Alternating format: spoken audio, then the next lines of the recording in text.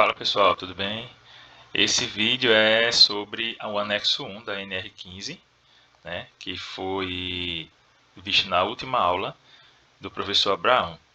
Então esse estudo é um estudo só sobre ruídos, né, que é um dos nossos agentes do tipo físico, beleza? Então na aula ele definiu o ruído e deu a diferenciação dele para som, né? O som, como tem aí no slide, na verdade ele é formado a partir de vibrações do ar, né? E essas vibrações do ar, elas passam pelo conduto auditivo e transformam-se em impulsos elétricos, né? E esses impulsos elétricos no cérebro, eles vão variando, né, o nível de intensidade sonora. E a gente escuta sons diferentes a depender das vibrações do ar captadas pelo nosso conduto sonoro. E nesse caso, o ruído seria justamente o som de maneira indesejada, né? Ou seja, aquele que se torna perigoso à saúde, que está acima dos limites de tolerância para o nosso conduto auditivo, na verdade, né? Ou seja, tudo aquilo que é alheio e que perturba o nosso conduto auditivo. Essa foto aí ele explica bem o que é a entrada do som, por onde é que entra, principalmente nessa parte do conduto auditivo externo, né?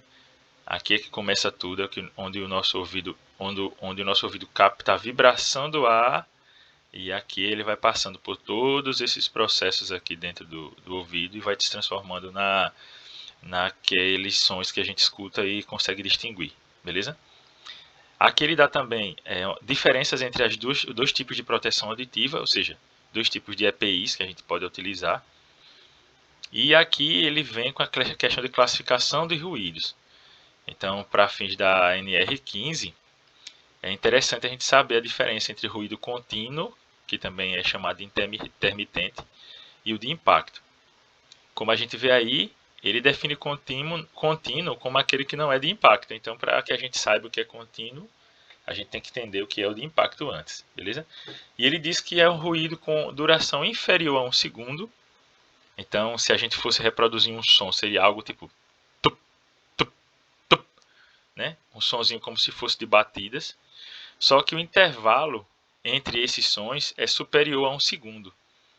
Então eu tenho que fazer o som e esperar passar mais de 1 segundo para que esse tipo de som ele seja considerado de impacto. Como, por exemplo, eu fazer essa zoada aqui. Tu, tu, tu. Então, como a gente vê, entre os sons, ele passa mais de 1 segundo.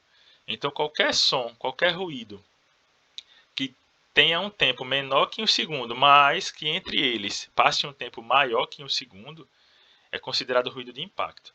O professor ele até citou aqueles batistaca, que quando a gente vai ver alguns prédios, alguns como viadutos, quando eles estão colocando as estacas, eles têm umas máquinas gigantes que jogam um tipo como se fosse um martelo gigante. Aí aquele martelo ele vem de lá de cima, não sei quantas toneladas, aí vou na estaca. Aí demora bem, não sei quantos segundos para subir, volta de novo, na estaca. E assim vai. Então esse é um exemplo de ruído de impacto. Então qualquer outro tipo de ruído que tenha duração, qualquer que seja a duração, mas que o intervalo seja menos que 1 segundo, ele é considerado ruído intermitente ou contínuo, como por exemplo esse aqui. Então esse som, ele entre eles é menos que 1 segundo, não é mais que 1 segundo, então ele é considerado ruído contínuo, beleza? E para ruído contínuo, esses mais rápidos que eu reproduzi agora, ele fala que devem ser medidos em decibéis, né? E com instrumento de nível de pressão sonora operando no circuito de compensação A, ou circuito de resposta lenta. Então, esse tipo de instrumento de pressão sonora, na verdade, é um instrumento que ele vai medir ruídos contínuos, mas nesse instrumento ele tem dois tipos de circuito. Tem o circuito A e o circuito C. Eu não consegui aqui a foto, mas é bom vocês pesquisarem para ver como é que se dá, como é que é esse aparelho de compensação. A, né? O professor falou que ele tem como se fosse uma chave seletora. E essa chave seletora ele coloca no A ou no C. No caso desse ruído contínuo que está falando aqui no slide, você tem que botar a chave no tipo A, que é o circuito de resposta lenta.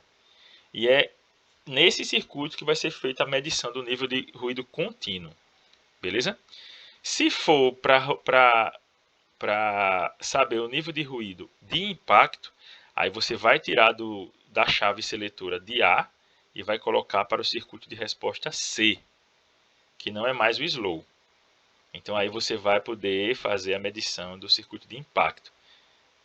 Eu estou falando assim, mas o professor falou que existe aparelhos que medem só os de impacto, entendeu?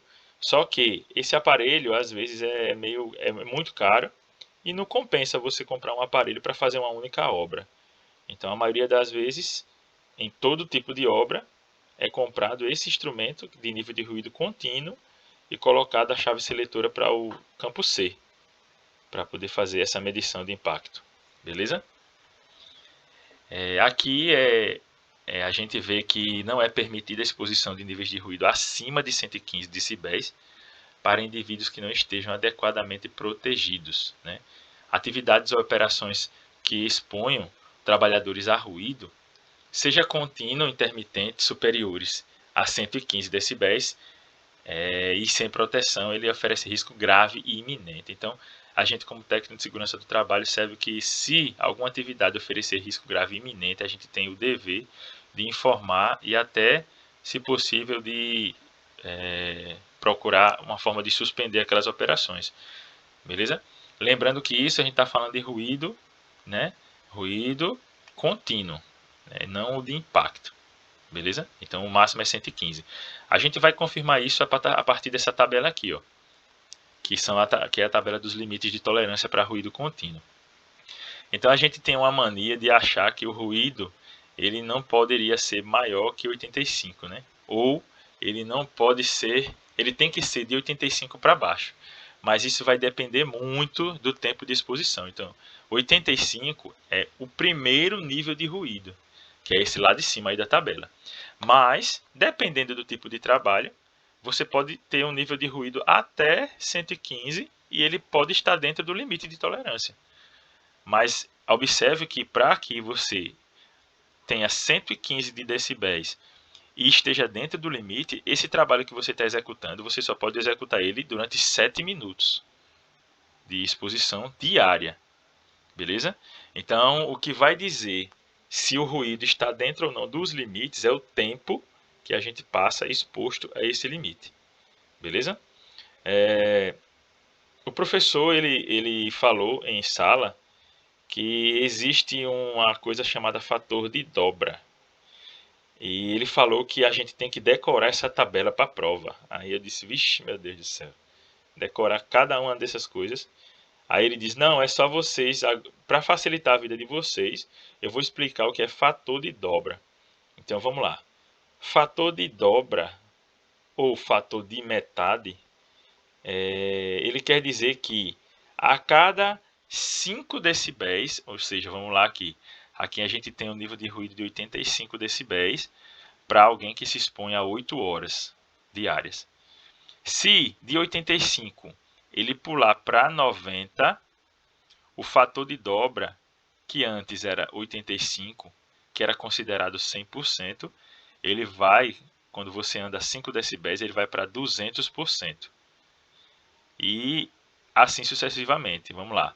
Se você começou 85, era 100%, quando você anda 5 para 90, vai para 200%. Se de 90 para 95 você tem que dobrar e era 200, você vai para quanto? 200 vezes 2, que é 400. Se de 95, que é 400, você vai para 100, você tem que dobrar.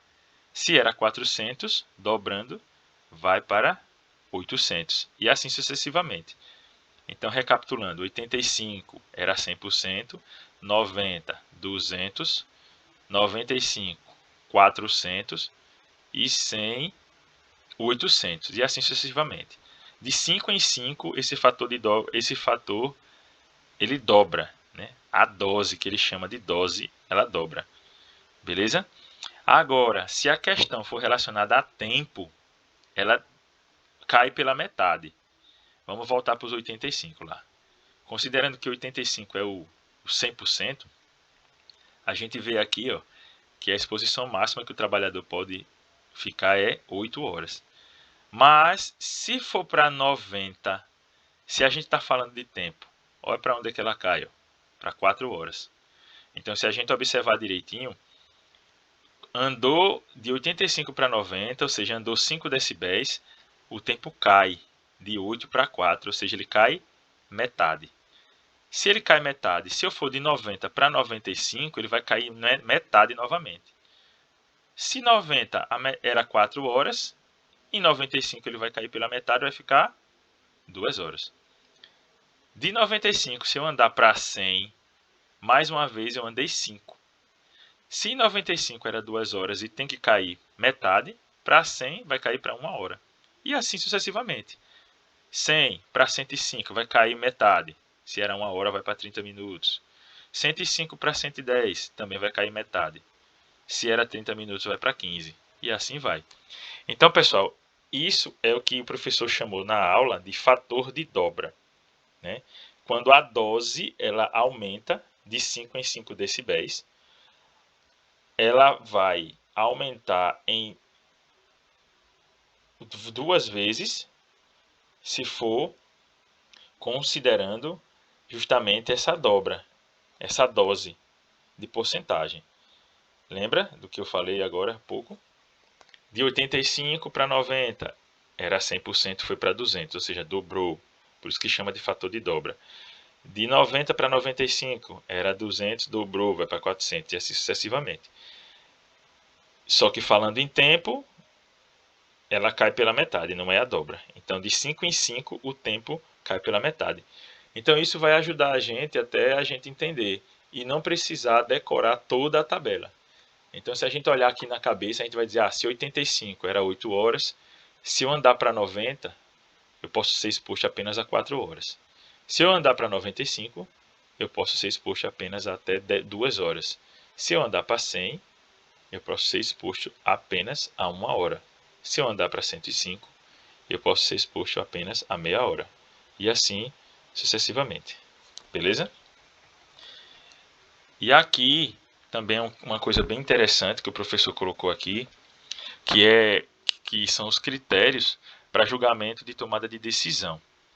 No caso do ruído, se a gente olhar essa parte de baixo aqui que fala sobre a NR9, ele fala que para a questão do ruído deve haver um controle sistemático de níveis de ação, que para o ruído é de 50%. Lembra dessa questão da dose que a gente falou? Então, assim, no caso do ruído, a gente sabe que a menor dose é o nível de 85 decibéis, não é isso? Então, a gente sabe que de 85, se a gente for para 90, ele vai para 200%, não é isso? E se de 85 a gente voltar para 80, se de repente aqui tivesse 80, se aqui é 85 e estava 100, 80 ele voltaria para 50%. Não é verdade? Vamos tentar entender melhor aqui. Vamos lá. Se tivesse 80 de ruído, seria 50%. Aumentando 5, ele dobraria. Se ele dobraria, quanto é 2 vezes 50? 100%, que é o que a gente já disse que 85 tinha. E assim sucessivamente. Beleza? Só que, para o ruído, o julgamento de tomada de decisão de um técnico de segurança do trabalho dentro do local de trabalho, ele deve sempre prezar pela prevenção.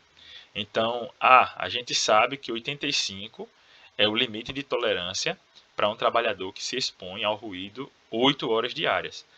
Mas, como o critério de julgamento na dose diária equivale aos 50%, ou seja, o valor dos decibéis menos 5, para 85, o limite de tolerância mais seguro seria o TST considerar 80 decibéis. Beleza? Se não entenderem essa parte, é só vocês perguntarem.